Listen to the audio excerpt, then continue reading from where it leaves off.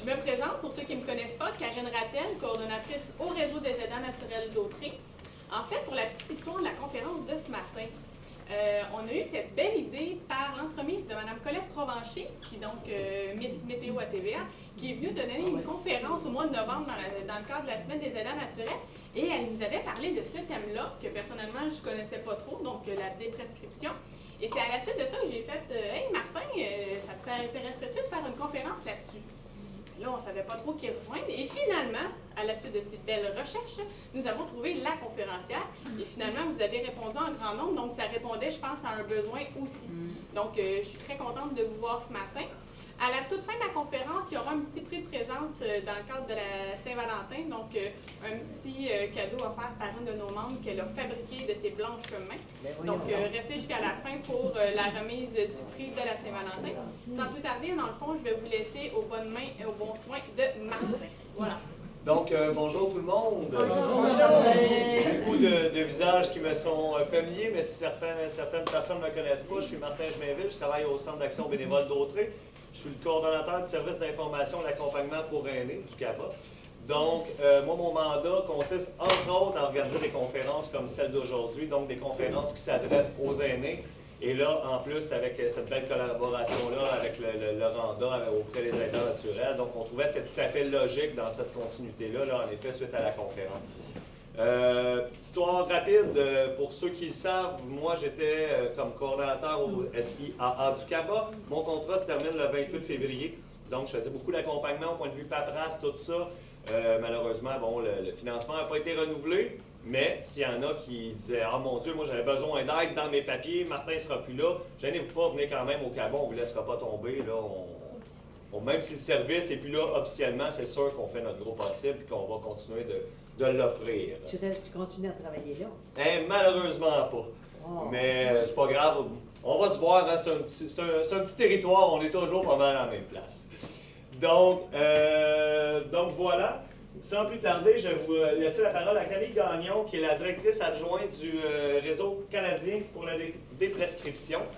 Donc, qui ont accepté avec plaisir de venir parler de ce sujet-là. Juste pour vous mentionner, comme la télévision communautaire est là pour filmer, s'il y a des questions d'ordre plus personnel, attendre à la fin, comme ça, Michael va pouvoir arrêter de filmer, attendre à la fin pour les questions plus personnelles. Mais pour les questions d'ordre plus général, là, Mme Gagnon a dit qu'elle était prête à en prendre là, tout au long de la conférence. Et n'oubliez pas, il y a du café à l'arrière, des biscuits et oui. Ah oui, c'est vrai, le PowerPoint vous sera disponible si vous voulez, là, au lieu de tout noter ce qui est écrit dans le PowerPoint, ça va être disponible. Moi, je vais l'avoir en format PDF là, que je vais faire parvenir à Karine. Donc, si elle a vos coordonnées, là, on va pouvoir vous donner tout ça. Donc, voilà, merci beaucoup. Bonjour à tout le monde. Bonjour. Donc, je veux dire merci à Martin, justement, de nous avoir contactés. Si vous ne m'entendez pas, j'essaie de projeter la voix le plus possible, mais lever la main puis me le dire à tout moment pour que je hausse le ton. Pour que tout le monde m'entende, c'est important. Donc, je veux remercier votre groupe, justement, de nous avoir ici aujourd'hui. Puis là, j'ai commencé par une question vraiment simple. Puis, il ne faut pas être gêné. Qui ici a déjà vu ce mot-là dans sa vie? Déprescription. Si vous l'avez déjà vu, levez la main. J'ai une personne ici. Est-ce qu'on a une autre personne? Puis là, on est combien ici? On est à peu près une trentaine, à peu près. Puis, vous savez, ça reflète vraiment beaucoup ce que nous, on a vu dans un sondage, parce qu'on a fait un sondage à travers tout le Canada. On a appelé presque 2500 aînés partout au pays. Puis on leur a demandé, avez-vous déjà entendu le mot déprescription? On avait posé d'autres questions, mais ça, c'en était une. Puis au Canada, il y avait juste 7 % des gens qui avaient déjà entendu le mot. Puis là, avec 2 sur le groupe ici, ça reflète quand même pas mal le pourcentage. Puis la deuxième information importante qu'on a remarquée, on a fait un sondage chez les francophones et chez les anglophones. Puis, à notre grande surprise, les francophones connaissaient moins le mot et étaient moins conscientisés au risque de certains médicaments.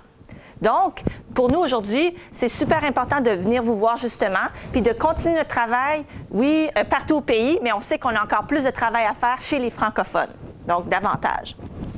Donc, je me présente. Mon nom est Camille Gagnon. Je suis pharmacienne et je suis, comme j'ai dit, comme Martin m'a présenté, directrice adjointe du Réseau canadien pour la déprescription. Puis on va voir ce que c'est. Mais aujourd'hui, là, vraiment, le mot, c'est une chose, mais c'est pas vraiment ça le plus important.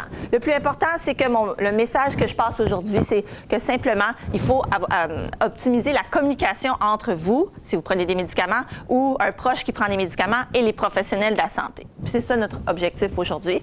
Et d'où la question, vivre plus vieux ou mieux vivre vieux, bien, pourquoi pas les deux, en fait? C'est ce qu'on va voir aujourd'hui. Puis on va parler de différents outils qui peuvent permettre à vous, à un proche, de mieux comprendre sa santé pour amener à des meilleures décisions. Mais excusez-moi, Ben oui. un organisme dépendant du fédéral? Dans le fond, c'est une très bonne question. Notre groupe, nous, on est basé à l'Institut de gériatrie universitaire de gériatrie de Montréal, dans le centre de recherche.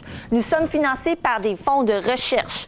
On est financé par les Instituts de recherche en santé du Canada, puis on est financé par le ministère des Services sociaux et de santé du Québec. Donc, je n'ai rien à vendre. Je n'ai pas d'intérêt à ce que vous fassiez quoi que ce soit aujourd'hui. On est juste ici pour faire de la santé, travailler en santé publique, passer un message. Et puis, au final, il n'y a aucun intérêt comme tel. On ne travaille pas avec les pharmaceutiques, on ne travaille pas avec des intérêts privés, vraiment. Donc, ça, c'est clair. C'est une bonne question. Et puis, on est basé dans le centre de recherche de l'Institut de gériatrie de Montréal, où il y a de la recherche éminente qui se fait par des chercheurs assez importants. Donc, notre organisation aussi, ce qu'on veut faire, c'est parler de polypharmacie. On va voir ce mot-là, ce que ça veut dire plus spécifiquement. Puis on va parler de différents problèmes de santé aujourd'hui, plus spécifiquement l'insomnie.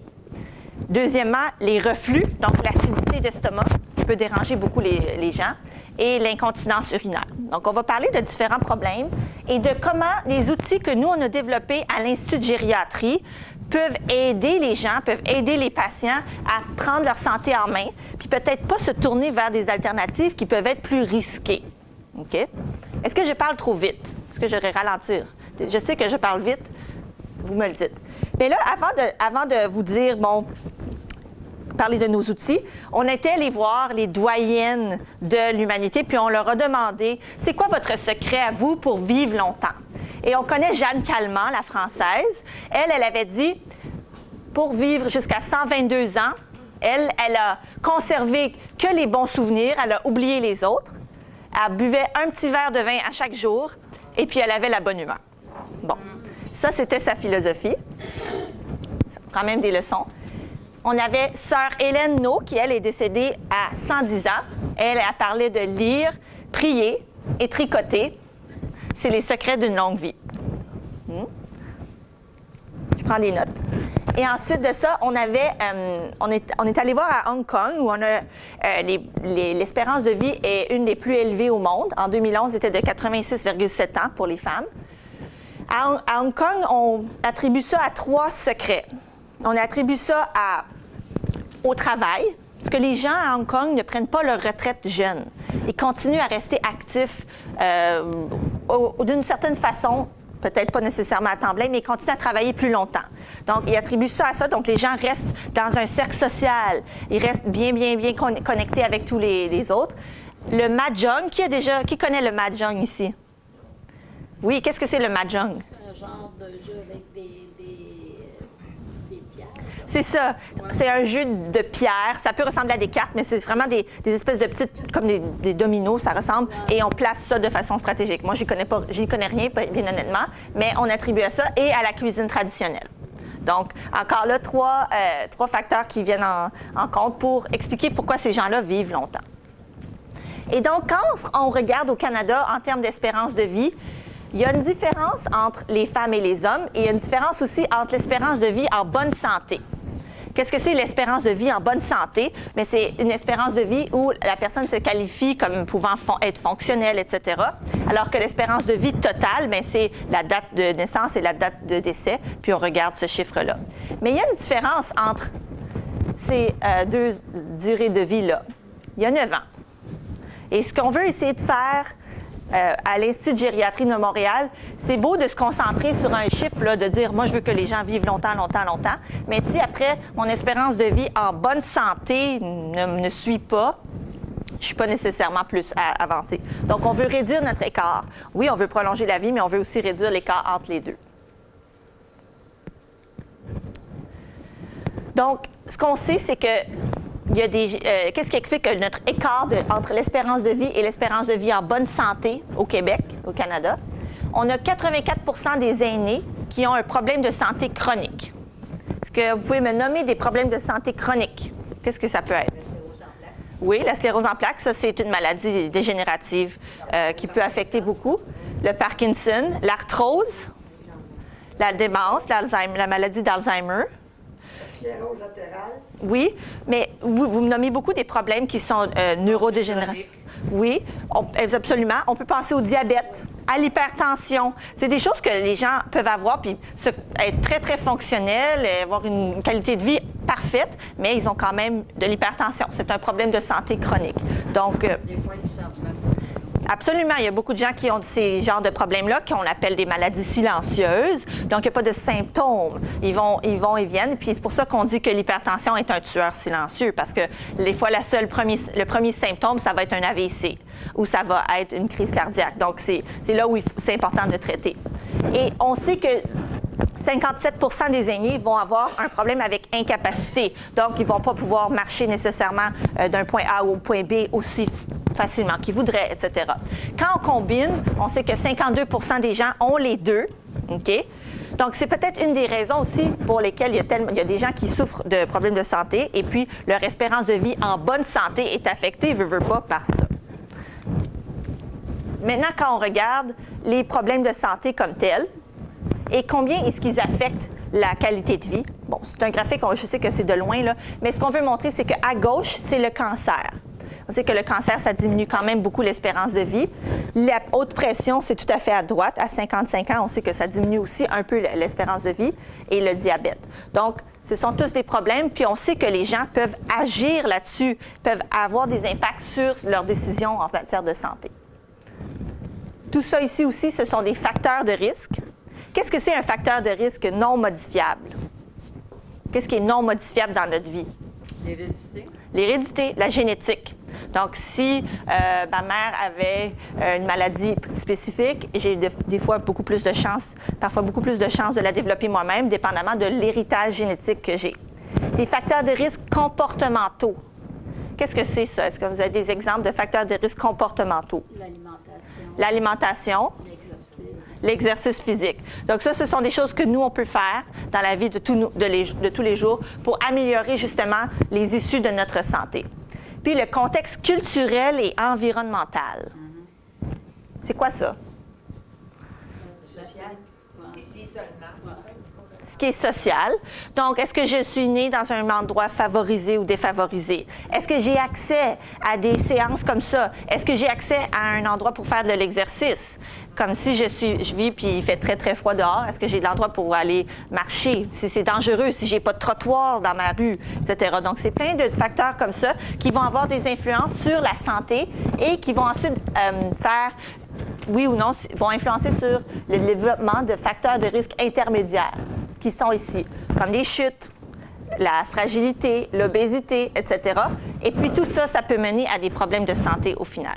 Donc, à l'Institut de gériatrie, on travaille sur les trois. J'ai la recherche en génétique. Je ne peux pas vous faire grand-chose si vous avez un facteur de risque génétique, mais on travaille à les identifier puis à peut-être pouvoir développer des thérapies. Les facteurs de risque comportementaux, puis on travaille à promouvoir les bonnes habitudes de vie. Puis le contexte culturel aussi, ça c'est certainement qu'au niveau du gouvernement, on doit agir.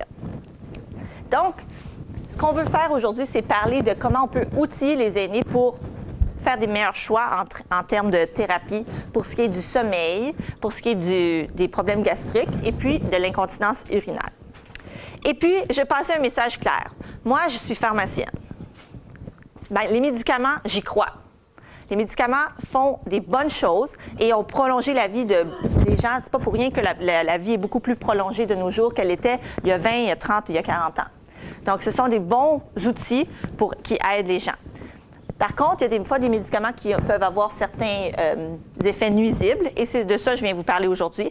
Sauf qu'en aucun lieu est-ce que je veux qu'aujourd'hui vous rentriez à la maison et vous dites « je ne prends plus de médicaments ». Ce n'est pas mon but. Okay? Je vais être bien claire avec ça, parce que c'est absolument pas mon objectif. Les médicaments, ils ont beaucoup de bienfaits.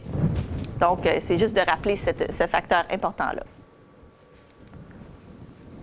Donc, qu'est-ce qu'on veut dire quand on parle d'autogestion?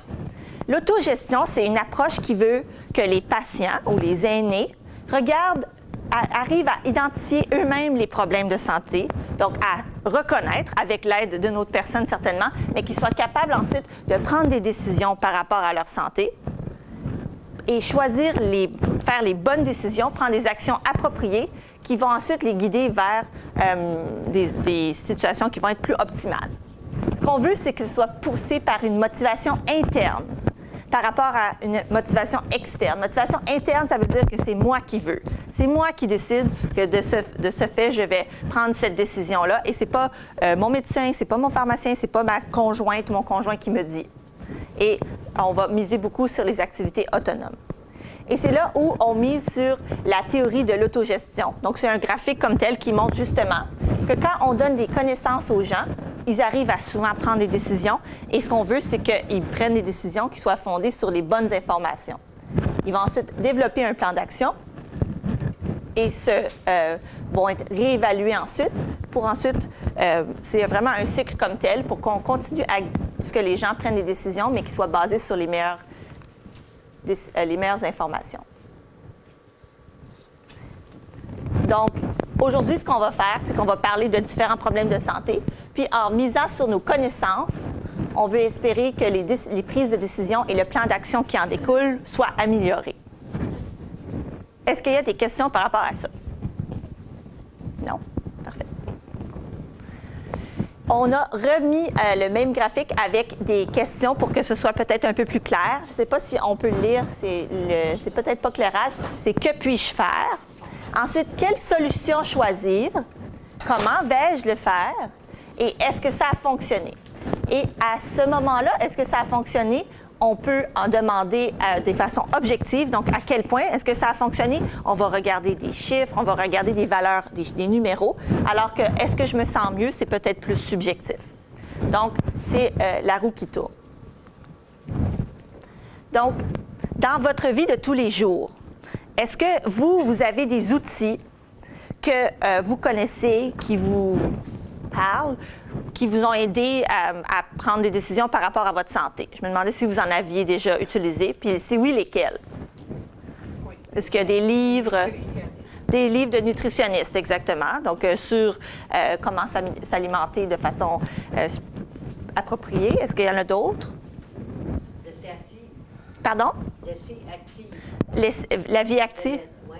OK, oui. Donc, ne pas s'asseoir dans le fauteuil et attendre que la mort arrive. Bien, exactement. Donc, des livres qui encouragent la participation sociale ou l'activité physique comme telle, justement, chez les gens, parce qu'on sait que l'isolement social, c'est un facteur de risque de mortalité dans l'absolu. Si on est plus isolé, on est plus à risque de maladie. Ouais.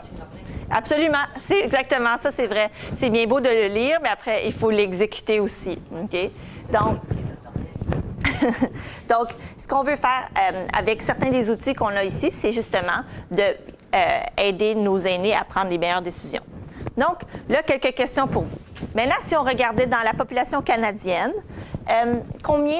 si on regarde les aînés, quelle proportion d'entre eux, donc quel pourcentage des aînés qui vivent dans la communauté? Attention, là, on élimine les gens qui vivent en soins de longue durée, on élimine les gens qui sont en hôpital, parce que c'est vraiment des gens qui vivent chez eux, prennent 5 médicaments ou plus.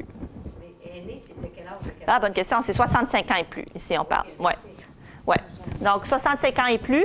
Si on regarde un pourcentage, quel pourcentage d'entre eux prennent 5 médicaments ou plus? Au moins 35 %. Est-ce qu'il y en a qui disent plus? Moi, par un an? 50. 50 1 sur 2. 60 Est-ce qu'il y en a qui disent même plus que 60 J'avais 70. 70 75 ça monte. Est-ce qu'il y en a qui disent plus que 75 75, c'est notre plus haut. On a 66 hey, quand même. Donc, 2 personnes sur 3 prennent 5 médicaments ou plus. OK? Est-ce que c'est pour le Québec ou pour le Canada? Ça, c'est des valeurs canadiennes. Oui. Donc, on se base sur des valeurs de l'Institut de recherche en santé du Canada. Donc, ils vont regarder tous les plans publics, etc., puis ils vont faire des statistiques. Ensuite, 10 médicaments ou plus. OK? On a doublé, là. Chez le même groupe d'âge, chez nos gens qui ont 65 ans et plus, quel pourcentage prennent 10 médicaments ou plus? On en avait 66 qui en prenaient 5. Vous restreignez un peu plus le groupe. 40 50 quand même. Donc, n'oubliez pas qu'il y en a beaucoup là, qui vivent chez eux puis qui en prennent pas tant que ça non plus des médicaments. Là, c'est, dans le fond, souvent, en tant que pharmacienne, si on me demande à moi, je vais dire 100 des gens, parce que tout le monde que je vois, ils prennent des médicaments. Mais c'est sûr que c'est biaisé par rapport aux gens que moi, je vois. Hein? Je dirais 30 Vous n'êtes pas mauvais, hein? 27 Vous êtes très bon. Donc, une personne sur 4 ou un peu plus prennent 10 médicaments ou plus. OK? Donc, 10 médicaments, là, ça commence à faire beaucoup pour quelqu'un à gérer chez lui, etc. Donc, Pour une journée, ça? c'est ça. C'est 10 sortes de médicaments. Absolument. C'est pas qu'ils en prennent. Pas 10 pilules, non. Oui, non, c'est 10 sortes, exactement. Camille, ça, c'est Oui. des médicaments prescrits. Oui, c'est des médicaments prescrits, absolument. Donc, l'Institut ne recense pas les vitamines. Donc, si en plus les gens prennent des choses à part, des produits de santé. C'est pas, si moi j'ai mal à la tête, je prends des Tylenol. Oui. C'est pas compris là-dedans. Non, exactement. À moins que ce soit des Tylenol prescrites, mais pour lesquels il y en a qui l'ont. Donc, là, maintenant, si on regarde encore les gens qui ont 85 ans et plus, qui vivent chez eux, donc on vient de monter de 20 ans, et qui vivent dans la communauté, combien d'entre eux prennent 10 médicaments ou plus? Donc, vous avez des gens plus âgés, nécessairement sont plus à risque, leur nombre de médicaments va augmenter. 60 j'entends 40 Vous êtes très bon, c'est 39. Oui. Donc, 2 sur 5 ici qui vont prendre 10 médicaments ou plus. Donc, le but ici de montrer ces chiffres, c'est simplement de mettre les faits, les chiffres, puis ensuite, on va regarder pourquoi est-ce que nous, ça peut nous inquiéter dans certains contextes. OK? Donc, le nombre de médicaments, plus il augmente, plus on augmente, on a un risque augmenté de différentes choses. Et puis, c'est là où on va parler aujourd'hui de polymédicamentation ou polypharmacie. Qu'est-ce que ça veut dire, ceux qui sont bons en étymologie linguistique, le poly? Plusieurs, vous êtes très fort. Et médication, médicaments ou pharmacie, donc beaucoup de médicaments. OK? Et la polypharmacie, c'est reconnu comme étant les effets néfastes que peuvent engendrer plusieurs médicaments chez un même individu.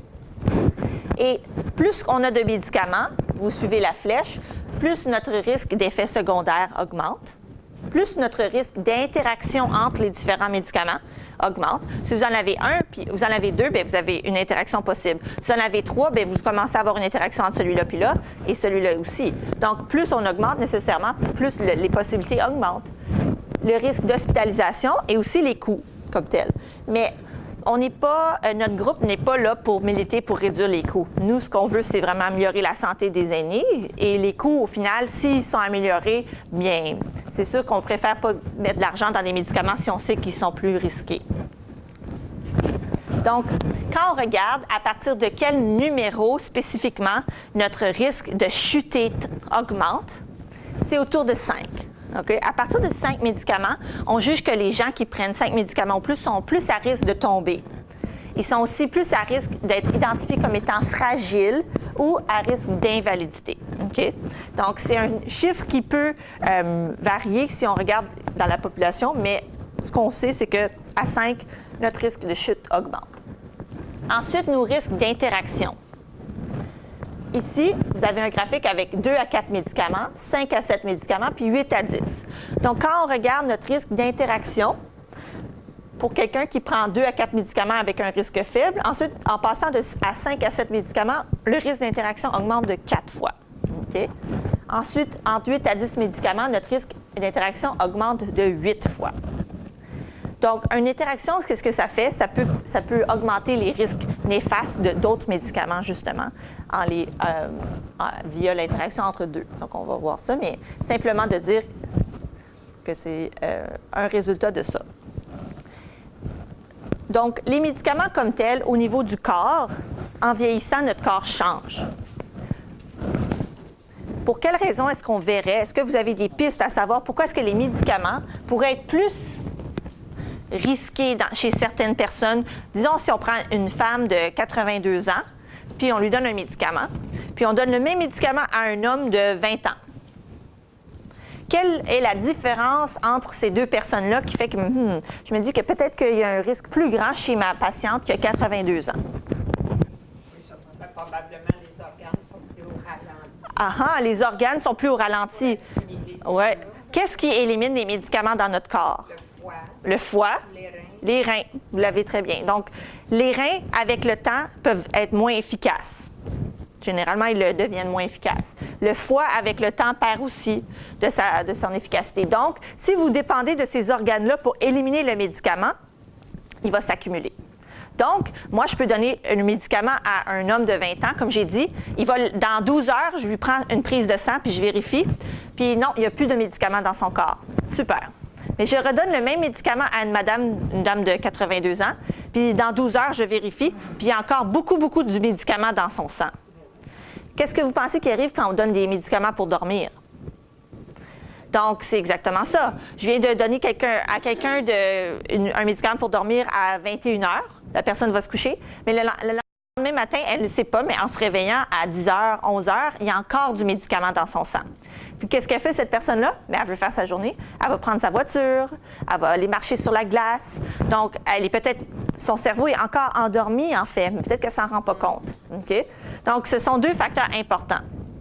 Ensuite de ça, en vieillissant, ce serait bien que ce soit le contraire, là, mais généralement, est-ce qu'on a plus de masse graisseuse ou moins? Plus. On a plus. Oui, c'est ça. On a plus de masse graisseuse. Malheureusement, c'est un peu comme ça que ça se passe. Et les médicaments, souvent, ils s'accumulent dans les gras. OK? Donc, chez nous, en vieillissant comme tel, dans plusieurs cas, les médicaments vont s'accumuler dans les gras et vont rester beaucoup plus longtemps. OK? Donc, c'est un autre facteur qui est très important. Et finalement, ce qu'on sait aussi, c'est qu'au niveau de l'élimination des médicaments, si ça s'accumule aussi, au niveau du cerveau, on a ce qu'on appelle une barrière. Ça bloque les médicaments. Ça les empêche d'entrer. Mais avec l'âge, notre barrière, elle devient moins efficace.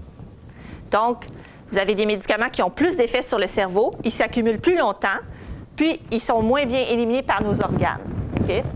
C'est pour ça qu'on doit faire plus attention. Et puis, on se rappelle bien qu'au niveau du gouvernement du Canada, quand ils évaluent des médicaments, généralement, ils vont les tester sur des gens qui sont plus jeunes.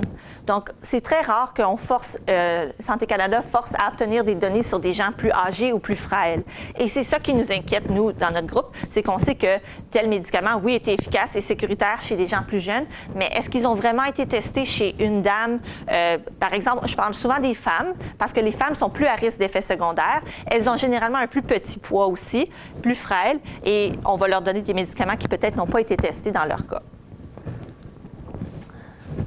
J'ai parlé des nombres de médicaments que prennent les gens, là, 10 médicaments par jour. Qu'est-ce que ça vous dit, ça? Si je vous disais que vous avez à prendre 10, 12 médicaments par jour, ça vous met à risque de quoi? D'être mêlé, d'erreur, de chute. Exactement. Oui, exactement. Donc, les effets secondaires, mais juste le fait de gérer ça, de devoir prendre tant de médicaments, c'est un travail à temps plein et c'est beaucoup de temps et c'est d'organisation. Donc, c'est un autre facteur qu'il faut prendre en considération, c'est les erreurs et la confusion possible dans la gestion des médicaments. Oui, monsieur?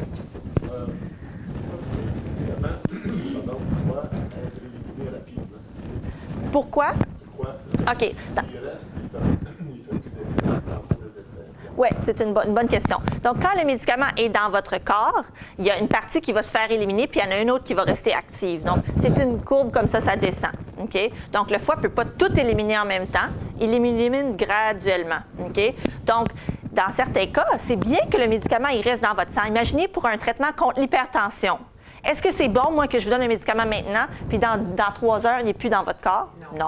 Moi, je veux que ça dure 24 heures. C'est fait que toutes les compagnies pharmaceutiques, c'est ça qu'ils font. Ils vont essayer de développer des médicaments qui durent 24 heures généralement, si possible, pour que les gens les prennent une fois par jour. Parce que si je vous donnais un médicament et vous aviez à le prendre à chaque 2 jours, moi, je vous dis bonne chance, OK? Il y en a qui durent des fois 1 fois par semaine. Il y en a qui ont des traitements pour l'ostéoporose. Il y a des traitements 1 fois par mois. Mais ça dépend vraiment de l'indication. Mais on sait qu'1 fois par jour, on a plus de c'est la façon la plus simple.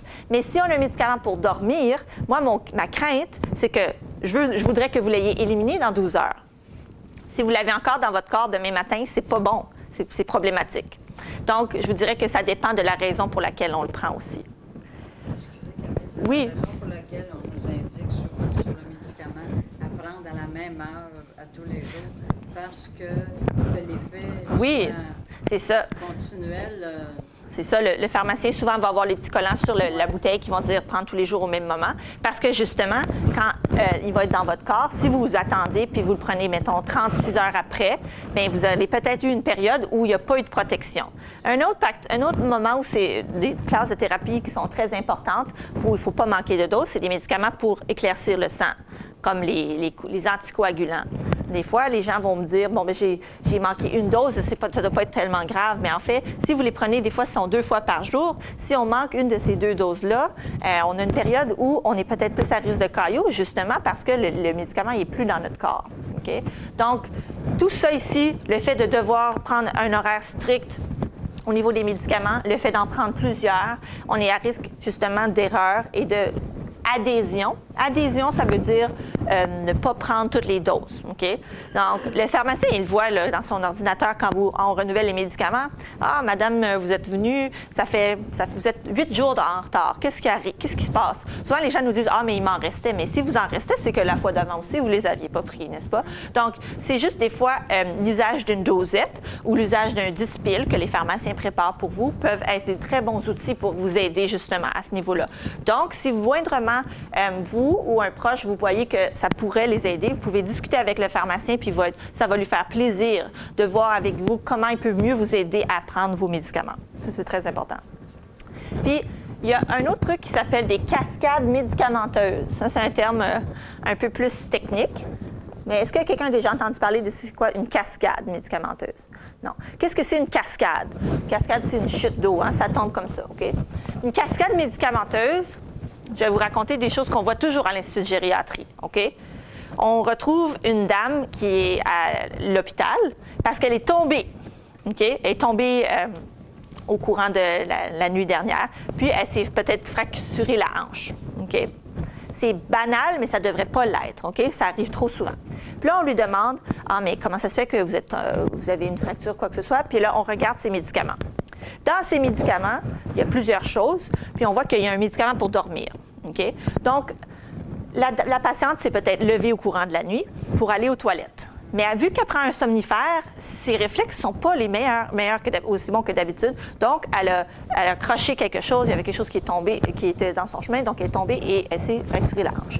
Puis là, on regarde davantage, puis on se rend compte qu'elle prenait un médicament pour sa haute pression, qui lui ont fait enfler les jambes. Il y a des médicaments pour la haute pression qui font enfler les jambes.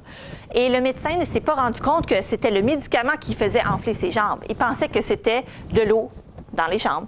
Donc, il lui donne un médicament pour éliminer l'eau. OK? Vous voyez, la cascade commence. Donc, je vous donne un diurétique. Ça fait uriner plus.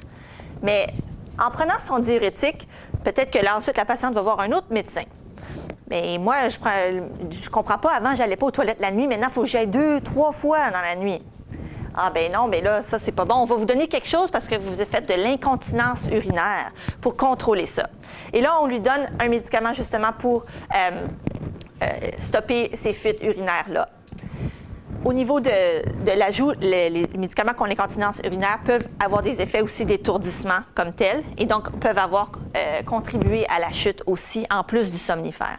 Donc, ces cascades médicamenteuses-là, c'est le fait de débuter avec un médicament qui a un effet secondaire, puis ensuite, on en débute un deuxième qui a un autre effet secondaire et ça peut continuer longtemps. Hein, je veux dire ça. Moi, j'avais une question. Oui. Justement, parce que c'est ce qu'on reconnaît chez les gens âgés. Moi, je l'ai connu quand même. Les chutes. Oui. Suite, justement, parce que ça se lève la nuit, ça pipi, qui ont un somnifère. Oui. Quoi qui ont tant besoin de dormir, les gens Ouais. âgés, et ne dorment pas? Moi, ça me fascine. C'est une très bonne question, puis ça met la table. Ouais. Dans le sens que, même s'ils ne dorment pas une journée, ils vont dormir dans 3 jours. Ouais. J'essaie de trouver une logique, puis moi, ça a été très peinant, cette partie-là, de voir maman tomber si souvent. Oui. Je pense que vous amenez un très bon point, puis ça, on va en parler plus loin. C'est la conception du sommeil. Qu'est-ce qu'on a besoin nécessairement comme sommeil en vieillissant? Quels sont les outils que l'on a et qu'est-ce qu'on peut faire qui sont pas des médicaments pour améliorer notre sommeil? Puis il y a plusieurs autres pistes. C'est aussi la façon dont on perçoit le sommeil. Oui. Moi, j'ai une autre question. Oui. Parce que l'explication de la cascade médicamenteuse, Oui. c'est que comment ça se fait que le médecin va donner de quoi pour l'enflure sans vérifier si l'effet des autres médicaments, Ouais. ça me... Oui, ça peut être choquant de penser à ça, mais les cascades médicamenteuses, bon, souvent, le système de santé, c'est peut-être pas nécessairement notre médecin de famille qu'on va revoir à chaque fois. Puis quand on va voir un médecin, on a un problème en tête, on y arrive, peut-être que le médecin n'a pas l'idée de se dire « Ah, est-ce qu'il y a un nouveau médicament qui a été commencé il y a pas longtemps? » Je dis pas qu'ils tombent tous dans le piège, mais il y a un piège là et parfois, ça tombe, ça passe entre les mailles du filet. C'est pour ça qu'il faut être à l'affût des changements dans notre corps et savoir justement les changements qu'il y a eu dans notre médication pour pouvoir les mentionner. Si c'est pas ça, c'est pas ça. Ah, j'ai commencé ce médicament-là. Ah non, c'est pas ça qui a le lien. Mais c'est de pouvoir en discuter. Donc, notre but n'est pas de mettre le blâme, mais simplement de dire qu'il peut y avoir ce genre de phénomène qui se passe, puis que chacun soit conscient de ça. Ouais. Des fois, j'ai l'impression, tu sais, les personnes âgées, souvent sont démunies, justement, parce qu'ils sont mêlés par les médicaments. Puis, je me dis, il me semble que le médecin devrait être plus à l'excuser, là, faut que je le sorte, ça m'énerve.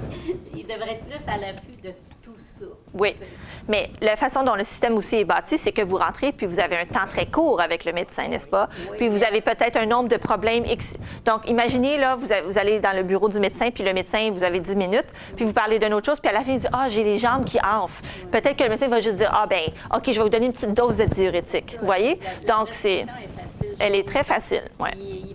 Pourtant, maintenant, ils ont tellement accès à la liste de médicaments. Oui, absolument. L'accès est là, mais c'est la façon dont le système est bâti aussi, certainement, qu'il faut remettre en question. C'est oui, beaucoup. Les patients s'attendent à une ordonnance et les médecins, il y a ce système-là aussi. Donc, il faut qu'en tant que patient aussi, on se dise peut-être que c'est correct s'il n'y a pas une ordonnance à la fin d'un rendez-vous.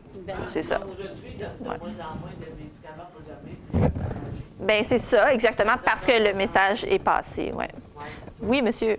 J'aurais une question. Oui. Pourquoi les compagnies pharmaceutiques fabriquent-elles des médicaments qui affectent l'équilibre? OK. Donc, les compagnies pharmaceutiques, pourquoi est-ce qu'elles fabriquent des médicaments qui affectent l'équilibre? Donc, les compagnies pharmaceutiques vont utiliser des médicaments qui agissent sur certains récepteurs dans votre corps, OK? Mais toutefois, ça ne veut pas dire que les médicaments sont parfaits dans la mesure où ils vont juste se lier à ces récepteurs-là, OK? Quand on parle des médicaments pour la vessie hyperactive, par exemple, moi, si le médicament pouvait aller juste sur la vessie puis pas affecter le cerveau, mais on serait très, très content. Mais le problème, c'est que au niveau de chacun répond de façon différente, mais il y a des effets autres aux médicaments. Donc, les médicaments ne sont pas dans l'absolu. C'est l'effet le pire pour les personnes âgées, parce que c'est des chutes et des chutes et des chutes. Absolument. C'est pour ça qu'il faut que les professionnels de la santé soient conscientisés à ne pas utiliser... Pourquoi les compagnies pharmaceutiques ne peuvent pas corriger ce point-là qui affecte tellement les personnes âgées? Non, absolument, c'est ça. C'est plus l'effet lui-même du médicament, c'est inhérent. Donc, on peut utiliser des plus faibles doses pour avoir un effet secondaire. On peut pas l'enlever. Mais oui, on peut les enlever, les médicaments. Mais ensuite... Non, mais je veux dire, enlever cet effet négatif. Oui, c'est pas si simple que ça, malheureusement. Non, c'est ça, c'est pas si simple. Ça vient avec la molécule elle-même, là, comme telle. Est-ce que les médicaments pour la pression causent toujours des étourdissements? Souvent, oui. Puis on va parler des chutes comme telles bientôt, mais oui, c'est un des groupes de médicaments qui en cause souvent dans les risques de chute. Parce que justement, vous baissez la pression. Veux pas, quand on baisse la pression sanguine, on peut avoir au niveau le cerveau doit être perfusé de sang, doit avoir le sang à tout moment. Mais si votre pression est trop basse puis vous manquez de sang, mais là, c'est là où les étourdissements arrivent comme tels. Est-ce que c'est à ce moment-là que le pharmacien ou la pharmacienne, si le médecin ne l'a pas fait, devrait aviser le patient qu'il il peut y avoir tel ou tel effet secondaire. Moi, dernièrement, j'ai pris un antibiotique, puis je le prends le soir avant de me coucher. Je décide, parce qu'il n'y a pas d'heure précise sur la bouteille. C'est un par jour. Je décide de le prendre avant de me coucher. Puis je dis à mon mari, tu sais, si ça occasionne des petits étourdissements ou des maux de cœur, je ne m'en rendrai pas compte, je vais dormir. Mais je ne dormais pas. J'ai été 3 jours réveillée comme en plein jour, là, puis bon.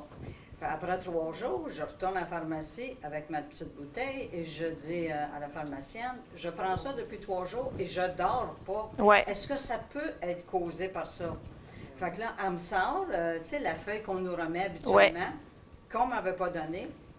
Il y avait juste 4 à 5 des chances que ça pouvait occasionner de la somnolence et ça a tombé sur moi. De l'insomnie, oui. Bien là, changer d'heure. Là, elle dit, commencer par la prendre, là, elle dit... graduellement, 10 minutes dans les journées. Puis après ça, le midi.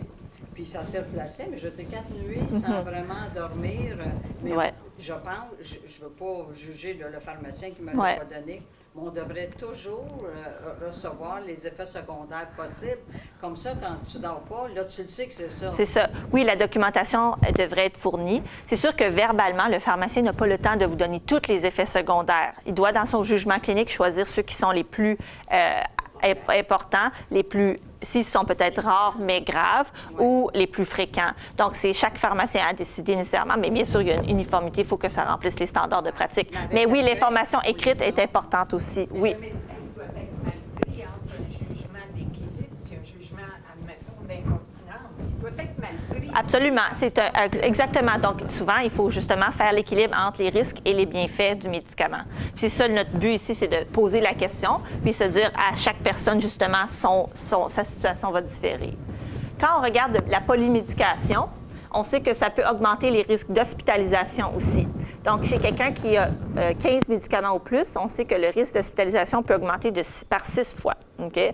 Donc, la question est de dire, est-ce que chaque médicament qui est en place comme tel, est-ce qu'il apporte toujours autant de bienfaits ou peut-être nuisible chez mon patient? On parlait des risques de chute.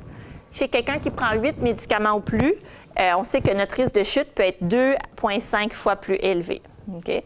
Donc, quand on demande aux aînés s'ils ont chuté, c'est pas rare qu'ils répondent oui dans la dernière année. Okay? Une petite chute à la maison, une chute sur la glace, une chute. Donc, ce sont des facteurs de risque qu'on veut essayer de minimiser le plus possible à l'Institut. Une chose qui est très, très importante au niveau des fractures, c'est que les fractures de la hanche, dans 95 des cas, elles surviennent lorsqu'une personne chute. Okay? Mais aussi, ce qui nous inquiète encore plus, c'est que chez nos patients qui ont une fracture de la hanche, 20 à 30 de ces gens-là vont décéder dans l'année qui suit. OK? Donc, mon but ici, c'est de venir à des statistiques quand même assez effrayantes, mais c'est de demander si on sait qu'on a des médicaments que les gens prennent qui augmentent leur risque de chute et que ça peut mener à des résultats négatifs comme ça, est-ce qu'à ce point-ci, on n'est pas à, justement, à entamer la conversation puis discuter avec les fournisseurs de soins, avec les professionnels de la santé pour limiter nos risques? Puis, on parlait des risques associés aux médicaments. Les médicaments qui causent les risques de chute, vous voyez, vous avez les antihypertenseurs ici au milieu. On parle des benzodiazépines. Est-ce qu'il y en a qui connaissent c'est quoi les benzodiazépines? C'est un long mot pour dire, c'est vraiment des somnifères, comme les Ativan, comme les Cerax ou l'Orazepam, peut-être vous êtes plus familier pour dormir. Donc, ce sont des médicaments qu'on donne pour l'anxiété, mais aussi pour dormir le soir. Les antipsychotiques aussi augmentent le risque de chute. Donc, les antipsychotiques vont être utilisés, je sais qu'il y a des aidants naturels ici, donc souvent chez les gens qui souffrent de démence ou de maladie d'Alzheimer, donc peuvent être utilisés pour les comportements à risque chez nous, les troubles de comportement. Donc, les antipsychotiques aussi peuvent augmenter le risque de chute. Donc, chez les professionnels de la santé, il existe, puis j'ai juste apporté pour montrer que il existe des standards. Donc, les professionnels de la santé, là, on a des documents comme ça, là. OK? Tout ça, c'est rempli de petits mots pour montrer des noms, les listes de médicaments qui peuvent être à risque chez nos aînés. OK? Donc, ces documents-là existent. OK? Puis, ces médicaments-là, on sait qu'on ne devrait peut-être pas les utiliser. On ne devrait pas les utiliser dans beaucoup de cas, en fait. peut-être dans certaines conditions pour certains des tableaux. Maintenant, je vous demande quel pourcentage des aînés au Canada prennent un médicament sur cette liste, OK? Qui sont des standards approuvés par la Société de gériatrie aux États-Unis. C'est utilisé de façon large au Canada aussi. Donc, les professionnels le reconnaissent. Donc, quel pourcentage de nos aînés prennent un médicament sur cette liste? 70 OK, oh, vous allez haut.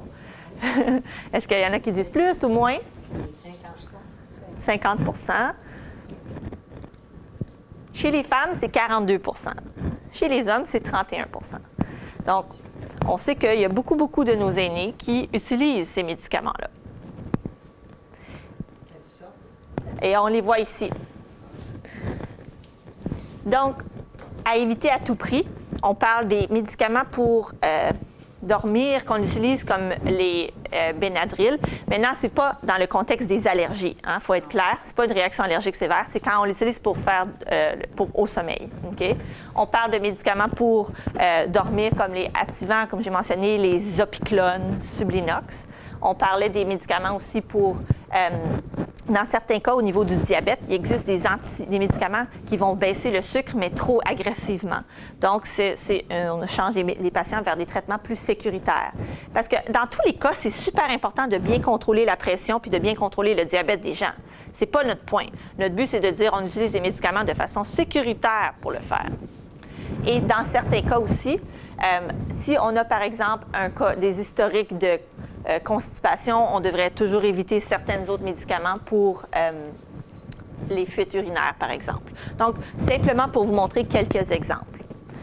Et on sait que plus on augmente en âge, plus notre risque de prendre un de ces médicaments augmente aussi. Mais c'est logique, j'ai montré les statistiques. Les gens, plus ils vieillissent, plus ils ont de risque de prendre ces médicaments, en général. Donc, après, s'ils prennent un médicament qui est peut-être nuisible, c'est pas étonnant. Et les femmes en prennent plus.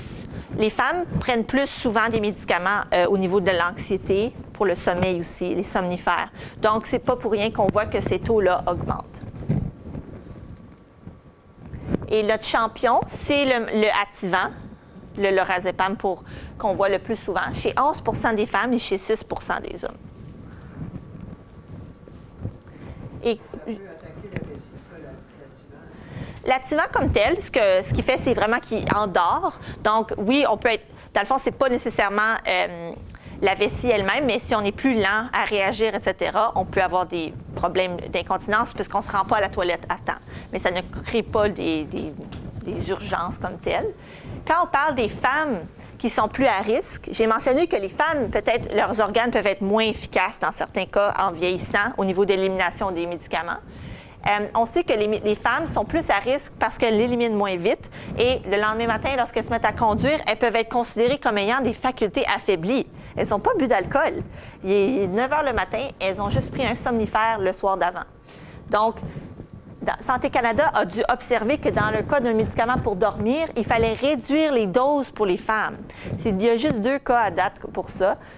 Donc, le zolpidem en est un, où la monographie va dire, vous êtes une femme, vous prenez telle dose. Vous êtes un homme, vous prenez telle dose. Mais nous, on demande à ce que ce soit fait davantage en recherche au niveau des médicaments parce qu'on sait que ce n'est pas une fois que le médicament est sur le marché qu'on devrait ajuster les doses comme telles. On sait aussi qu'en science, d'habitude, même au niveau des souris, les recherches se font sur les souris mâles, beaucoup plus davantage que sur les souris femelles. Et ça, c'est un autre problème aussi parce qu'au niveau des hormones, on sait qu'il peut avoir un impact. Donc, si vous avez un médicament, on se met en position, ça arrive, qui va être testé chez davantage les souris mâles. Ensuite, une fois qu'on arrive chez les humains, c'est de tester davantage sur des jeunes hommes, généralement en santé, au tout début, mais pas des femmes, parce que les femmes sont exclues dû à leur risque de grossesse. On ne peut pas tester des médicaments chez une jeune femme en âge de procréer, par exemple, pour des raisons éthiques. Donc, au fur et à mesure, on se rend compte qu'un médicament peut avoir été approuvé et très peu testé chez des femmes. Et là, on peut avoir des mauvaises surprises. Donc, on sait aussi, donc là, j'ai parlé des risques de chute, des risques de fractures, etc., au niveau des accidents de voiture, et aussi la mémoire. Je sais que ça, c'est quelque chose qui parle à beaucoup de gens. OK? Ces médicaments-là qu'on prend pour dormir ont des risques au niveau de la mémoire, et ça, les gens doivent le savoir. OK? Donc, on peut avoir des déficits au niveau court et long terme. Ce qu'on sait, c'est que chez nos médicaments comme les activants, on peut avoir des déficits à court terme quand même. Donc, ça, c'est bien démontré. De même que chez les médicaments, comme j'ai mentionné, pour les antihistaminiques qu'on prend pour dormir. Donc, ça, c'est un facteur aussi à considérer quand on parle à des gens pour parler de leurs médicaments pour dormir, à quel point ça peut avoir un impact. Et ça peut avoir un impact sur la planification des tâches dans la journée, à la vitesse à laquelle on exécute certaines tâches comme telles. Et à notre grande dame, ici au Québec comme tel, on sait que la consommation de benzodiazépines ou de calmants, on est les champions. Okay? Donc, selon nos statistiques, on a un taux quand même très élevé. Chez les aînés, dans notre dernier recensement, au sondage comme tel, le Québec, on avait 21 % des gens qui rapportaient prendre des somnifères comme les activants. Donc, on sait qu'on peut faire mieux ici pour aider à réduire cette consommation-là, puisqu'on sait qu'il peut y avoir des risques, tant sur les chutes et sur la mémoire. Quand on parle des risques des somnifères, on sait qu'un cerveau alerte, vous parliez de contrôle de vessie avec ces médicaments-là, bien, le médicament peut diminuer le contrôle de la vessie et donc engendrer des fuites. Ensuite de ça, on a un équilibre qui est moins bon avec nos somnifères et aussi la conduite automobile, comme j'ai mentionné. Les risques de chuter vont être augmentés de 1,5 fois ou 2 fois au niveau du risque de fracture de la hanche. Et on sait qu'avec les médicaments pour dormir, on peut augmenter de près de 2 fois notre risque d'accident de voiture. Okay. Une question, madame. Oui. Concernant les accidents, on n'a jamais entendu parler que la cause de l'accident était parce que la personne avait consommé une substance. C'est sûr que c'est pas de souvent. Comme l'exemple qui est arrivé il y a 15 jours dans le centre d'achat où le monsieur de, je sais pas, 90 ans a passé sur l'affaire de petit bonheur. Ouais. Donc, c'est un point qu'on ne lancerait jamais sur la place publique. C'est sûr que ce n'est pas des choses qui sont assez annoncées, disons. Et aussi, les gens c'est peut-être plus difficile à démontrer au final. Les gens vont moins y penser, mais c'est certainement des choses qui gagnent à être connues davantage. Puis à dire, vous avez un parent, vous avez un ami qui prend qui prend des somnifères, mais il faut les aviser que, on ne sait pas, le lendemain matin, il peut en avoir toujours dans leur sang. Est-ce que le médecin ou le pharmacien avertit la personne que... Oui, on avise de ne pas conduire après l'avoir pris. Toutefois, souvent, on ne prend pas en compte que des fois, même le lendemain matin, le risque peut être plus élevé. Puis, c'est là où ça m'amène à parler du Danemark. Le Danemark, ils ont fait quelque chose d'assez révolutionnaire. Ils ont dit, nous, on ne veut pas que nos aînés prennent des médicaments comme ça et qu'ils conduisent. Donc, on leur a dit, vous avez le choix. Vous voulez prendre un médicament somnifère, une benzodiazépine, vous allez soit continuer à le prendre et on vous enlève votre permis de conduire.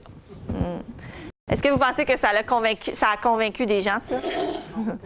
Oui, ça a convaincu des gens. Ils ont arrêté, dans beaucoup de cas, les gens ont arrêté de prendre leur benzodiazépine, leurs médicaments pour dormir parce qu'ils voulaient conserver leur permis de conduire. Et sur une période de 10 ans, il y a eu une réduction de 66 % de l'utilisation des somnifères. Okay?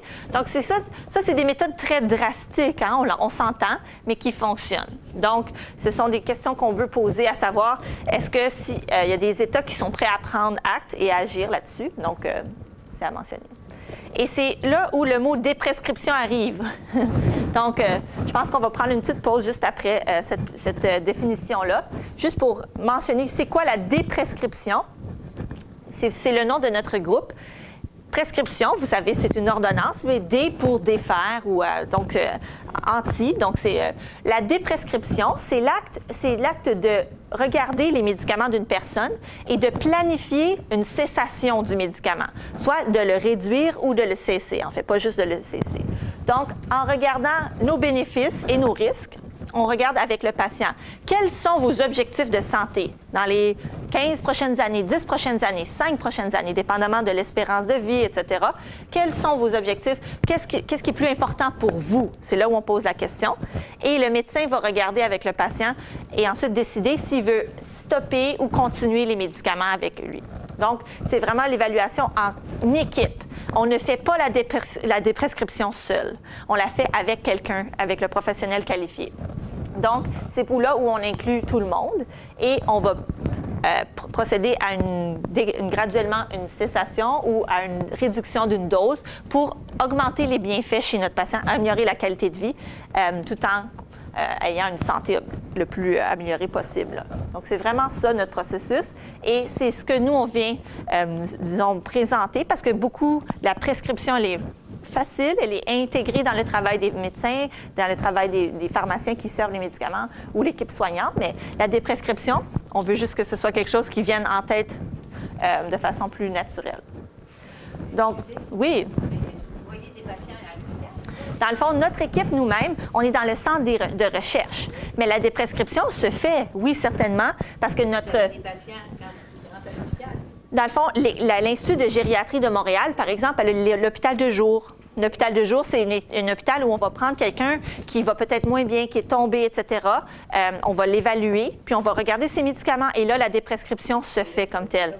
Vous agissez. C'est ça. L'équipe comme telle de l'Institut de gériatrie regarde et évalue le patient. Vous n'êtes pas en prévention avant? Absolument, mais c'est là où nous-mêmes, le groupe comme tel, on n'évalue pas des patients. C'est l'Institut de gériatrie qui fait la déprescription. Mais moi, comme tel... Ouais. Mais notre groupe, nous, ce qu'on fait, c'est qu'on va travailler avec les professionnels de la santé, on vient les informer, on vient leur donner des outils sur comment déprescrire de façon sécuritaire. OK? Vous n'allez pas aux patients même? Notre groupe, nous, c'est plus l'information générale, mais ça se passe dans l'Institut quand même, puisque... Exactement. Donc, nous, on travaille avec des gens partout au pays pour que ça se sache et que les risques soient connus et que l'usage, comme que les médecins, ils sont très réceptifs. Hein? C'est juste le temps, des fois, qui manque et les outils facilement accessibles. Oui. Oui, les médecins le sont en général. Je vous dirais que c'est une chose, c'est que maintenant, vous savez, la façon dont la science fonctionne, c'est des sphères de recherche très spécifiques. En cardiologie, on va regarder quelqu'un qui a de l'insuffisance cardiaque, on va l'évaluer, puis on va dire, ils ont besoin de ça, ils ont besoin peut-être de 5 médicaments. Puis cette personne-là, elle n'a pas juste une maladie au final. Ensuite, elle a peut-être une dépression, elle a peut-être aussi de la bronchite chronique. Donc, au final, la personne, si on regarde toutes les lignes directrices, elle a besoin de 20 médicaments. Mais ces 20 médicaments-là, ensemble, est-ce qu'on les a vraiment déjà regardés si ça apportait, si c'était approprié? Donc, c'est là où le travail du médecin de famille entre en ligne de compte, parce que un patient, c'est pas juste un problème de santé, c'est toute une globalité de choses. Donc, c'est là où c'est le message que nous, on apporte, c'est justement de constamment engager la conversation, puis vous avez un document d'information. Donc, la deuxième partie de la conférence, c'est donc, ce qu'on a fait en première partie, c'était juste de parler vraiment des médicaments, ce qu'on observe chez nos aînés, de ce qu'on sait en termes de risques et des effets potentiellement nuisibles. Mais comme j'ai mentionné, la déprescription, ça se fait en équipe, et donc, si vous avez maintenant des questions, ce qu'on va faire maintenant, c'est qu'est-ce qu'on veut faire maintenant, qu'est-ce qu'on veut que chacun d'entre vous puisse faire en sortant de la conférence. Puis, ça va être de justement discuter avec les professionnels de la santé. Donc, là, c'est juste une petite image pour dire, donc, ce qui peut se passer dans le bureau d'un médecin qui va dire, je vais vous prescrire ceci parce que je n'ai pas le temps de vous expliquer que tout ce dont vous avez réellement besoin, c'est d'un peu d'air frais. Hein? Donc, ça peut arriver parce que souvent, avec le temps limité qu'on a dans le cabinet d'un médecin, il y a d'autres techniques ou méthodes alternatives qui peuvent être utilisées dans certains cas et elles gagnent à être connues. Là, je vous encourage à prendre, j'ai donné à chacun d'entre vous une feuille comme ça avec les 5 questions. OK?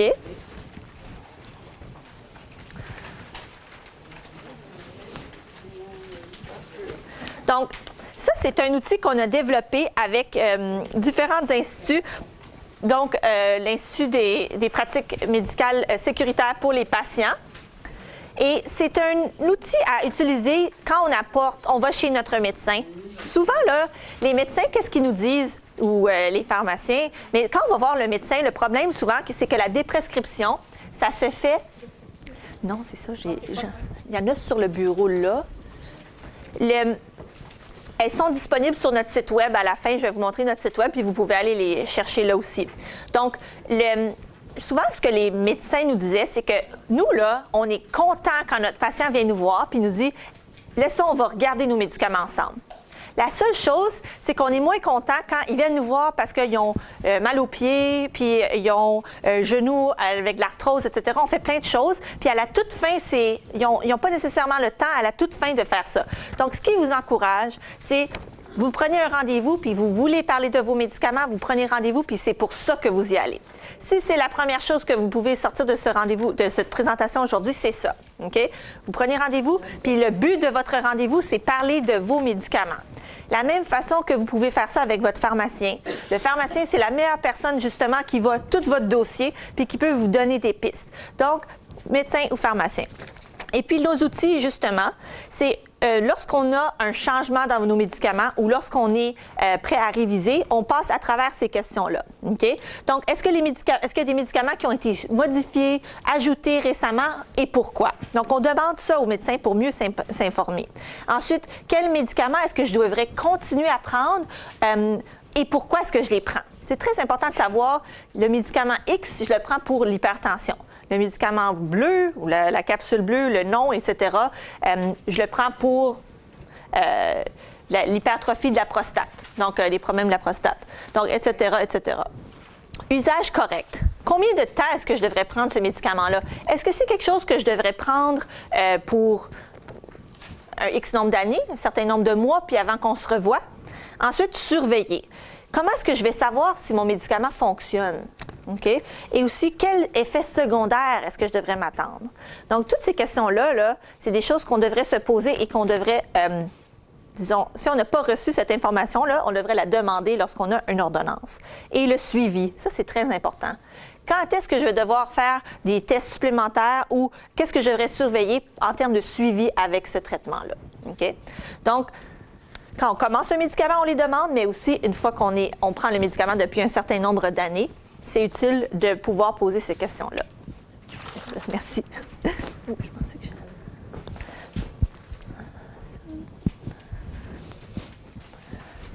Donc, j'ai parlé de notre groupe. On a notre site web regroupe toutes ces références-là. Donc, j'ai des dépliants en avant aussi. Si vous en voulez davantage, à la fin, vous êtes bienvenus de venir. Et tout se trouve sur le site web qui s'appelle, le titre, c'est « Ai-je vraiment besoin de ce médicament? » Donc, c'est là la question. Est-ce que j'en ai encore de besoin? OK? Ensuite de ça, j'ai parlé de nos outils en termes de sommeil. Donc, j'espère que vous avez tous en votre possession des outils, un document comme tel ici, OK? Qui s'appelle « Comment obtenir une bonne nuit de sommeil sans médicaments ». Puis là, c'est là qu'on va parler aujourd'hui d'obtenir, comme j'ai mentionné, le sommeil, ça demande beaucoup de... Non, c'est ça, je pense que j'en avais comme une trentaine à peu près. Si vous n'en avez pas, comme j'ai mentionné, ils sont disponibles en ligne. Je pense que j'ai pris votre copie, mais je vous la redonne juste après. C'est moi qui l'ai pris. J'ai une petite... C'est ça. Je fais ça de façon discrète. Donc, ce qu'on sait... Donc, souvent, on se demande, qu'est-ce qu'on peut faire? Est-ce que ça marche vraiment? Vous avez, beaucoup d'entre vous, un document qui s'appelle « Vous êtes à risque » et ça parle des sédatifs hypnotiques, OK? Ça ressemble à ça, OK? Vous en avez, OK? Ça, là, c'est une brochure qui a été testée dans une étude clinique, OK? Ça veut dire qu'il y a des gens qui ont reçu la brochure, puis il y a des gens qui n'ont rien reçu. Puis on a regardé, est-ce que ça marche? C'est bien beau vous donner des papiers, mais si on ne sait pas que ça marche, qu'est-ce que ça donne? OK? Donc, il y a eu une étude qui a été faite.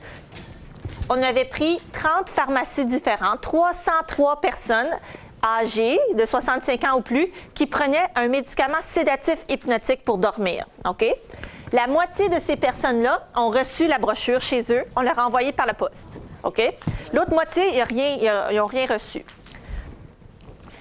Ensuite de ça, on a regardé qu'est-ce que ça a donné au niveau des résultats. Est-ce que ça a fonctionné d'envoyer une brochure comme ça à quelqu'un qui prend un médicament? Il prenait depuis en moyenne 10 ans. Okay? C'est long, là. Puis ces médicaments-là, il ne faut pas les cesser brusquement parce que c'est des médicaments, on crée une dépendance avec le temps. Donc, si on les cesse, il faut y aller doucement. Donc, on s'est rendu compte que chez les gens qui avaient reçu la brochure, 27 % après 6 mois avaient cessé leur médicament qu'ils prenaient pour dormir. Okay? Donc, on sait que ça fonctionne parce que le groupe contrôle, seulement 5 % d'entre eux avaient cessé après 6 mois. Donc, Vraiment, on avait besoin au final de donner une brochure à 4 personnes pour qu'une de ces personnes-là cesse, ce qui est très, très bon en fait, et une sur 3 pour que soit ils réduisent leur dose ou qu'ils cessent complètement. Puis, qu'est-ce que vous pensez que ça a été des obstacles? Donc là, on est allé voir les patients après, puis il y en a qui avaient parlé à leur médecin, il y en a qui ne l'avaient pas fait, il y en a qui avaient parlé à leur pharmacien. Qu'est-ce que ça a été, vous pensez? Il y a des gens qui n'avaient pas arrêté leurs médicaments, même s'ils en avaient parlé. Qu'est-ce qu'ils auraient pu entendre ou qu'est-ce qui a été des obstacles pour que finalement, ils n'arrêtent pas leurs médicaments? Qu'est-ce qu'un médecin pourrait vous dire? Oui. Ce qu'on s'est rendu compte, la question n'est peut-être pas assez claire, mais ce qu'on s'est rendu compte, en fait, c'est que les médecins disaient « Mais on a tout essayé avec vous, madame, on ne va pas vous changer de traitement, c'est correct. » Ou « Vous n'êtes jamais tombé. Vous n'allez pas tomber, vous êtes correct. » Vous voyez? Mais en fait, c'est que ce qu'on se rendait compte, c'est que peut-être que les médecins ne se sentaient pas assez outillés pour aider les patients, ne se sentaient pas prêts. Et donc, ou les pharmaciens, donc ils renvoyaient les patients puis leur disaient non, c'est correct. Donc là, on s'est dit, hey, il y a vraiment un problème. Là. Nous, on travaille fort pour que les patients soient informés. C'est pour ça qu'on vient ici aujourd'hui parler de ça puis vous parler des médicaments justement pour dormir. Mais quand les patients vont ensuite voir leur pharmacien ou leur médecin, ils se font renvoyer. Dans certains contextes, ils se font dire, ben non, c'est correct. Donc, on a fait une deuxième étude. Qu'est-ce qu'on a fait? C'est qu'on a demandé aux pharmaciens d'écrire une note au médecin. On appelle ça une opinion pharmaceutique. C'est un gros terme pour dire que c'est une lettre qui est claire puis dans laquelle c'est écrit « Votre patient prend ce médicament, mais on sait que c'est peut-être pas ce n'est pas la thérapie la plus sécuritaire pour eux. » Donc, notre patient reçoit la brochure. Le pharmacien envoie une note au médecin. Fait que là, vous avez tout le monde impliqué, là. Le patient, le médecin et le pharmacien. Pensez-vous que ça a mieux donné les meilleurs résultats? Oui. Oui, vraiment mieux. Donc, ça, c'est l'étude qu'on appelle Deep Prescribe. Et ce qu'on a vu, c'est que de notre 27 on est monté à 45 d'arrêt. Donc, en impliquant notre pharmacien et notre médecin, notre taux de succès était beaucoup plus élevé. Alors que notre contrôle, le groupe qui n'avait aucune intervention, il restait pareil. Et notre conversation aussi, le nombre de gens qui ont discuté a aussi augmenté. Et donc, ça me mène à parler justement de nos documents pour ce qui est des médicaments pour dormir. Donc, si vous connaissez quelqu'un qui prend un médicament pour dormir ou vous en prenez un, c'est un document qui est justement destiné à être partagé à ce niveau-là. Et ce sont des documents qui parlent justement des risques et de ce qu'on peut faire pour dormir autrement. Donc, ça commence d'abord par un quiz, quelques petites questions à remplir, à savoir si c'est un traitement qui peut être sécuritaire ou pas.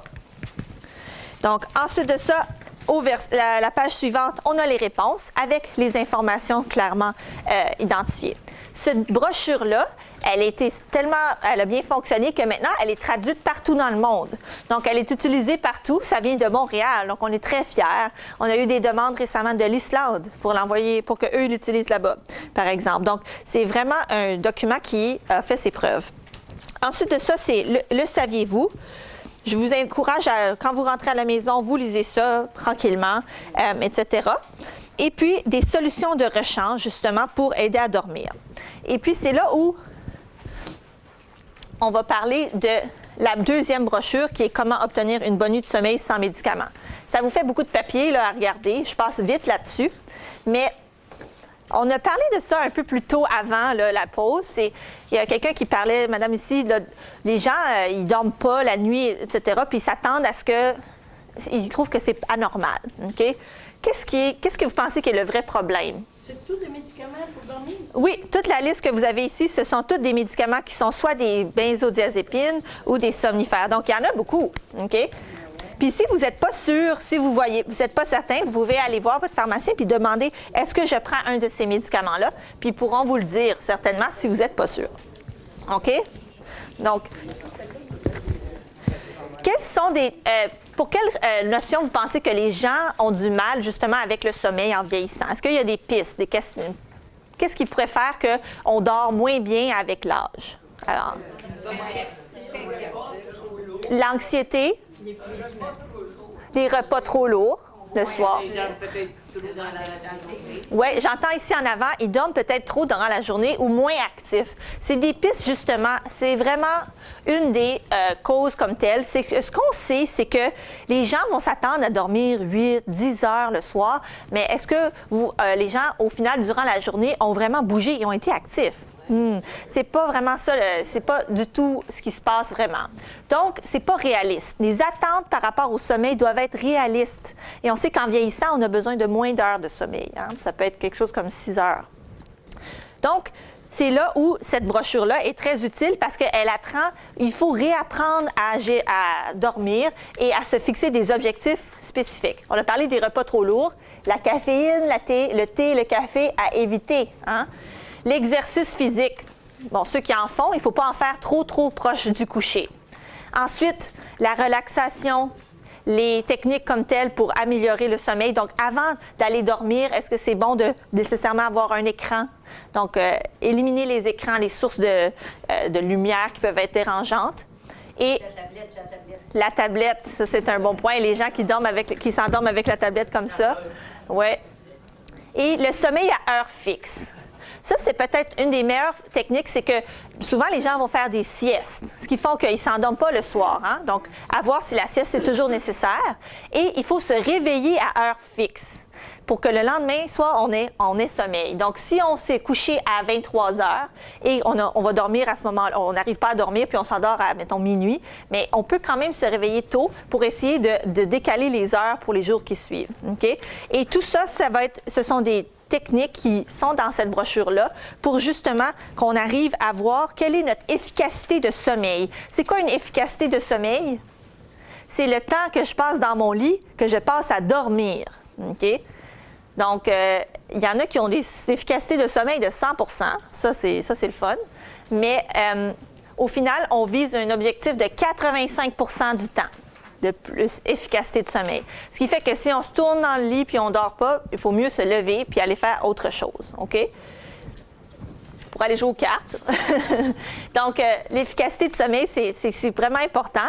Puis, de travailler là-dessus avec ces techniques-là qui sont toutes élaborées là-dedans. Puis, comme j'ai dit, si vous n'avez pas de la brochure comme telle ou vous voulez d'autres copies, elles sont disponibles en ligne. Et au final, là où ça nous vient, comme tel, c'est qu'on sait que de travailler sur la thérapie dont je vous parle, donc comment réapprendre à bien dormir, etc., on sait que ça a du succès, cette thérapie-là, qui est meilleure, en fait, que les médicaments. Okay? Donc, quelqu'un, oui, ça demande plus d'efforts, mais on sait qu'il n'y a pas de risque, il n'y a pas de danger pour la santé comme les somnifères. Puis quelqu'un qui travaille à le faire va avoir des meilleurs résultats que quelqu'un qui prend un médicament. Il existe des applications en ligne et, comme j'ai dit, les outils écrits, il y en a plusieurs. Donc, on parle de la relaxation, comment travailler sur le sommeil autrement. Puis, pour ce qui est de la brochure sur les sédatifs, à la toute fin, vous allez voir qu'il y a un plan de médicament. Si on est prêt, on a parlé au médecin, au pharmacien, puis on veut sevrer le médicament. Là, les informations que les gens nous donnaient souvent, c'est « Moi, c'est beau, vous m'écrivez 7,5 mg, puis le 3, moi, je veux rien, je veux pas savoir ça, je veux voir une image. Je veux voir la photo comme telle. » Donc, vous voyez que la première semaine, par exemple, c'est une demi-pilule le lundi, une demi-pilule le vendredi, etc. Donc, ça, c'est comment on peut diminuer l'utilisation des médicaments pour dormir de façon sécuritaire. Parce que si on les arrête tout d'un coup, c'est pas recommandé. Ça va être trop difficile et ça peut avoir des effets néfastes aussi, donc on y va doucement. Okay. Donc, un médicament pour dormir, si on le sevre tout d'un coup, c'est très difficile. La personne va devenir un effet opposé comme tel. Ouais. Donc, ce qu'il faut y aller doucement, sinon ça se passe mal. Donc, ce qu'on veut, c'est que ce soit graduel pour que la transition se fasse bien. Donc, ça, c'est vraiment ce qu'on a pour ce qui est d'apprendre à dormir sans médicaments. Okay? C'était un des premiers outils qu'on développait. Ensuite, dans la deuxième partie, je vous parlais de ce qui est des inhibiteurs de pompe à protons, qui sont les médicaments pour le reflux d'acidité. Okay? Donc, tout ce qui est l'acidité gastrique. Donc, le problème souvent avec ces médicaments-là, c'est pas tant qu'ils sont utilisés, mais ils sont utilisés à très long terme. Alors qu'on sait qu'au final, si vous prenez ça pour du reflux acide, standard, pas d'autres conditions qui le causent, c'est 8 semaines. Il y en a peut-être qui ne l'ont pas celui-là. J'en ai d'autres copies en avant si vous voulez venir le voir après. Donc, encore une fois, la brochure, elle suit la même formule. Donc, on parle de questions sur les médicaments et leur usage sécuritaire ou pas à long terme. Ce qu'on sait, c'est que ces médicaments-là, pour l'acidité, si on les utilise à très, très long terme, c'est pas des effets peuvent être néfastes à très, très long terme, alors qu'il n'y a pas nécessairement de bienfait de le poursuivre. Okay? Donc, c'est justement de poser la question à savoir, qu'est-ce qu'on peut faire? Quels sont des changements dans les habitudes de vie qu'on peut faire pour améliorer justement notre condition à ce niveau-là? Est-ce qu'il y en a qui ont des pistes? Monsieur, tantôt, il est venu me voir à la pause pour ce qui est de l'acidité gastrique. Qu'est-ce qu'on peut cesser de faire pour améliorer notre condition au niveau du reflux?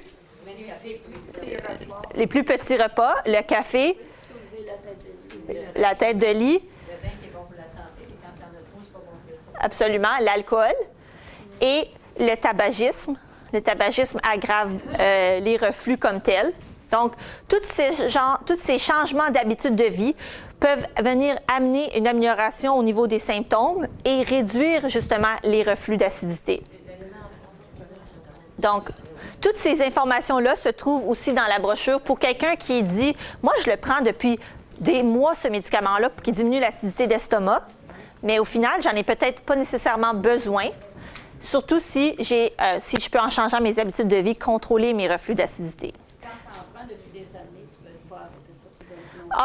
Ceux-là, on peut les arrêter tout d'un coup, mais c'est possible qu'on ait du rebond. Ça veut dire que l'acidité revienne. C'est pas la même chose qu'avant. C'est justement là où on doit instruire les patients puis leur dire ça, c'est du rebond. On va essayer de le contrôler peut-être avec d'autres sortes de médicaments, comme en vente libre pour une petite courte durée. Ce qu'on sait, c'est que ça fonctionne généralement bien. Donc, il y a des gens qui vont les diminuer la dose de moitié puis aller pour 1 ou 2 semaines puis là, cesser. Mais les deux façons se valent. Soit on l'arrête avec d'autres méthodes ou on diminue la dose. Donc, oui. Le reflux, ça peut être causé par un médicament qu'on prend. Ça peut être, absolument. Quand c'est écrit sur la bouteille à prendre avec de la nourriture, oui. C'est parce que ça peut occasionner ça. Il y a plusieurs médicaments qui peuvent causer des désagréments au niveau de l'estomac et des inconforts. Pour ce qui est de les médicaments pour l'acidité, il y en a qui vont les prendre à long terme parce qu'ils prennent, par exemple, des anti-inflammatoires ou de la cortisone à long terme. Ça, c'est dommageable pour l'estomac. Par contre, c'est pas parce que, comme dans le fond, il faut voir au niveau des combinaisons comme telles, mais oui, il y a des médicaments qui peuvent en faire qu'on doit les prendre en prévention pour ne pas faire des ulcères. Mais là, nous, où on parle, c'est qu'on sait que beaucoup des gens prennent ces médicaments-là sans vraiment savoir ou pour quelles raisons ils le prennent, puisque ça a été commencé il y a peut-être très longtemps. Donc, ça vaut juste la peine de se dire au médecin, ah, mais celui-là, est-ce que, dans le fond, est-ce qu'on a déjà eu un saignement? Est-ce qu'on a déjà eu le H. pylori, une bactérie dans l'estomac, etc. Il peut y avoir des cas où c'est bon de l'avoir à long terme, mais dans plusieurs cas, c'est peut-être plus nécessaire. Donc, c'est là où on peut parler des habitudes de vie. Et on a parlé de prendre des plus petits repas. Donc, très, très important. Éviter de manger juste avant de se coucher. Fumer. Perdre du poids, très, très important, parce que ça peut venir diminuer justement les reflux à la suite de ça. Et les vêtements serrés peuvent venir aggraver la condition aussi. Donc, plusieurs choses qui sont aussi, élaborées dans le document, comme tel qu'on va remettre, sur comment mieux gérer les reflux d'acidité. Et puis, vous parliez de sevrage. Pour ce qui est des médicaments comme ça, IPP, pour l'estomac, on peut l'arrêter d'un coup, on peut diminuer la dose comme telle, mais généralement, ce qu'on veut faire, c'est soit d'alterner une journée pas de médicaments, une journée avec, ou alors de diminuer les doses comme telles. Donc, les brochures dont je vous parlais, j'en ai d'autres en avant ici, comme j'ai dit. Ça dépend de la classe médicamenteuse, mais j'en ai sur différents autres médicaments comme les antipsychotiques. J'en ai sur les antihistaminiques, ça, c'est les médicaments qu'on utilise pour dormir souvent, comme les Benadryl, etc. Les Equil, par exemple, qui ne sont pas appropriés à utiliser à long terme ou à court terme. Les anti-inflammatoires et puis les médicaments pour le diabète qui sont spécifiques à une classe, qui sont plus agressifs. Donc, ceux-là ici, c'est des médicaments qu'on sait qui peuvent nous causer des chutes de sucre. Donc, toutes les ressources, comme j'ai mentionné, sont disponibles sur notre site Web. Puis, je vais donner les diapositives. Je sais que vous ne pouvez peut-être pas écrire tout le nom à l'instant, mais je vais donner les diapositives à Martin après.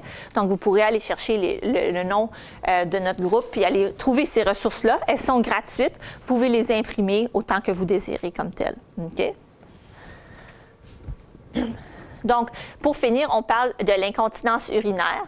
Donc, le but de cette partie-ci, c'est simplement de mentionner que l'Institut de gériatrie a aussi développé avec sa recherche plusieurs outils pour aider particulièrement les femmes, parce qu'elles sont plus souvent atteintes d'incontinence urinaire, de développer des outils. Puis ça aussi, en allant sur le site Web, vous pouvez nous contacter, puis on a des brochures d'informations à ce niveau-là. J'en ai pas aujourd'hui, malheureusement, mais c'est des techniques autres, justement, des journaux de vessie qu'on peut remplir, etc., pour mieux aider à gérer ces symptômes-là, parce qu'on sait que via ces techniques, on peut améliorer la condition largement. Donc, en prenant notre théorie qu'on avait mentionnée au tout début, en donnant des connaissances qu'on fonde sur des données probantes, on peut aider à mieux guider les décisions et à ce que les patients aient toute l'information devant eux pour qu'ils se sentent qu'ils aient un sentiment d'efficacité personnelle. Donc, moi, j'ai toutes les informations et je prends la meilleure décision pour ma santé. Quand on parlait, encore une fois, de l'incontinence urinaire, j'ai mentionné les journaux de vessie. Donc, il y a plusieurs choses qu'on peut faire pour améliorer la condition, spécifiquement l'incontinence urinaire, que ce soit de faire des exercices au niveau du plancher pelvien, qu'on appelle les exercices de Kegel, ou l'apport en caféine qu'on veut réduire. Un index, ça veut dire une perte de poids, peut aider aussi à la condition, puis faire des entraînements de vessie. Donc, ce sont plein d'autres techniques aussi qu'on peut faire pour renforcer la vessie.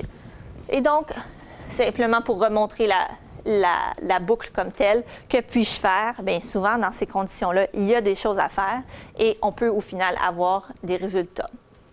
Donc, c'est vraiment de stimuler la motivation interne de notre patient pour qu'ensuite de ça, ils puissent prendre les meilleures décisions pour leur propre santé.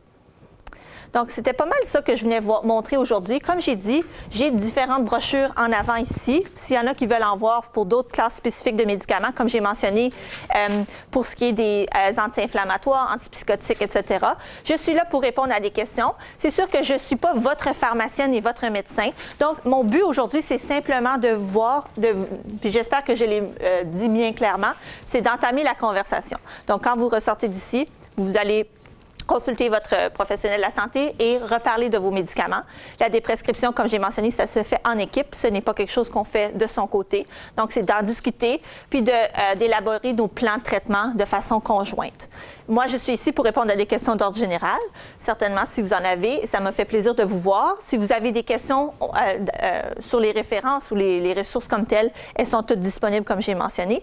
Et pour finir, je vous ai remis à tous et à chacun un formulaire d'évaluation ou d'appréciation.